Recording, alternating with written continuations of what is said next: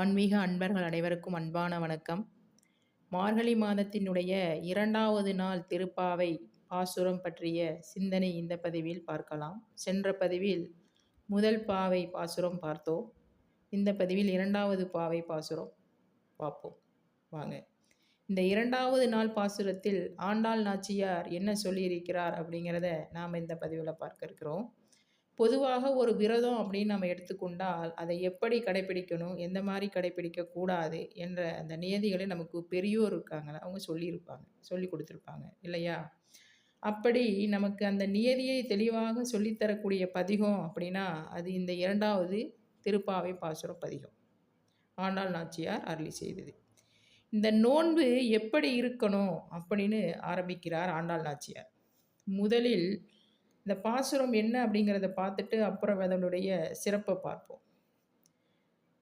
வையத்து வாழ்வீர்கள் நாமும் நம் பாவைக்கு செய்யும் கிரிசைகள் கேளீரோ, பார்க்கடலுள் பையத் துயன்ற பரமன்னடி பாடி நெய்யுண்ணோம் பாலுண்ணோம் நாட்காலை நீராடி மையிட்டு எழுதோம் மலரிட்டு நாம் முடியோம் செய்யாதன செய்யோம் தீக்குறளை சென்றதோம் ஐயமும் பிச்சையும் ஆந்தனையும் கைகாட்டி உய்யுமாறெண்ணி உகந்தலோர் எம்பாவாய்.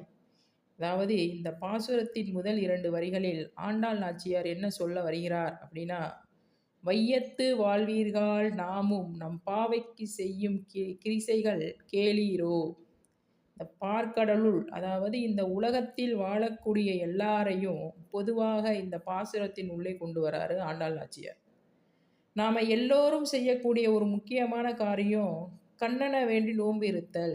அந்த நோன்புக்கு என்ன நியதி அப்படின்னு நான் சொல்கிறேன், அதனால் எல்லோரும் கவனமாக கேளுங்க அப்படின்னு ஆண்டாள் நாச்சியார் ஆரம்பிக்கிறார் இந்த முதல் பாசுரத்தில் முதல் வரிகளில்.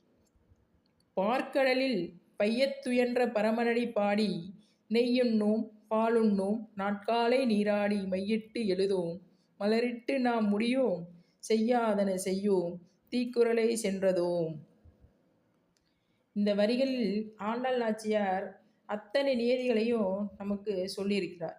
ஒரு பெண் தன்னை அலங்கரித்து கொள்வதற்கு அதிகமான நேரத்தை எடுத்துக்கொள்கிறார், அதிகமான நேரத்தை செலவிடுகிறார்.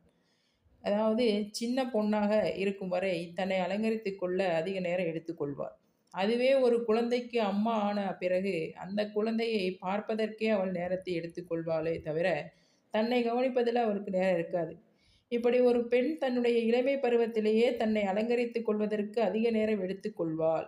அதற்காக நேரத்தை வீணாக்காதே. இந்த புற அழகுகள் எல்லாம் ஒரு நாள் மாறக்கூடியது, என்றைக்கும் மாறாதது அகத்தின் அழகே மிக உயர்ந்தது. அதை தான் நாம் அலங்கரித்து கொள்ள வேண்டும். அதனால்தான் பாசுரத்தில் சொல்கிறாள் ஆண்டாள் நாச்சியார், மையிட்டு எழுதோம் மலரிட்டு நாம் முடியோம், அதற்கு பிறகு செய்யாதன செய்யோம். எதையெல்லாம் செய்யக்கூடாது சொல்லியிருக்காங்க, அதையெல்லாம் செய்யக்கூடாது. முக்கியமாக புறம் பேசுதல் அப்படிங்கிறது கூடாது. விரத காலங்களில் இறைவனை மனதார பிரார்த்தனை பண்ணணுமே தவிர மற்ற தேவையற்ற வார்த்தைகளை நாம் பேசி அந்த வார்த்தைகளை வீணாக்கக்கூடாது என்று தனது பாடலில் பாவை நோன்பு நியதிகளை அப்படியே சொல்லிக்கொண்டே வந்தார் ஆண்டாள் நாச்சியார். நெய்யுண்ணோம் பாலுண்ணோம் என்ற உணவு கட்டுப்பாடுகளுக்கும் உண்டு, மனக்கட்டுப்பாடும் உண்டு. தீக்குறளை சென்றதோம், மனசில் இருக்கிற வன்மம், ஆசை, பொறாமை, பேராசை இவையெல்லாம் அடக்கணும் அப்படின்னு சொல்லி இந்த பாசுரத்தில் சொல்கிறாங்க. இந்த பாசுரத்தில் உணவு கட்டுப்பாடும் மனக்கட்டுப்பாடும் பாவை நோன்பு இருக்கணும் சொல்கிறாங்க ஆண்டாள் நாச்சியார். எங்கே உணவு கட்டுப்பாடும் மனக்கட்டுப்பாடும் இருக்கிறதோ அங்கே தான் கண்டிப்பாக இந்த பாவை நோன்பு வெற்றியடையும் அப்படின்னு சொல்கிறாங்க. இந்த 2வது பாசுரத்தில் நமக்கு பாவை நோன்பு எப்படி இருக்கணும்னு சொல்லியிருக்கிறாரு.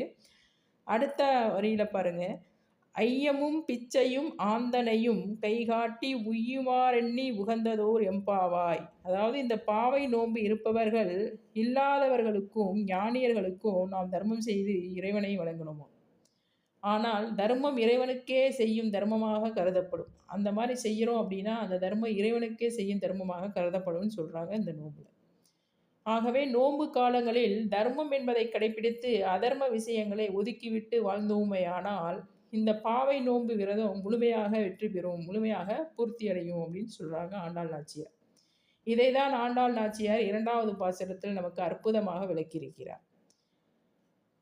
அனைவரும் இந்த பாவை நோன்பு விரதத்தை கடைபிடித்து இறைவனுடைய அருளை பெற வேண்டும்.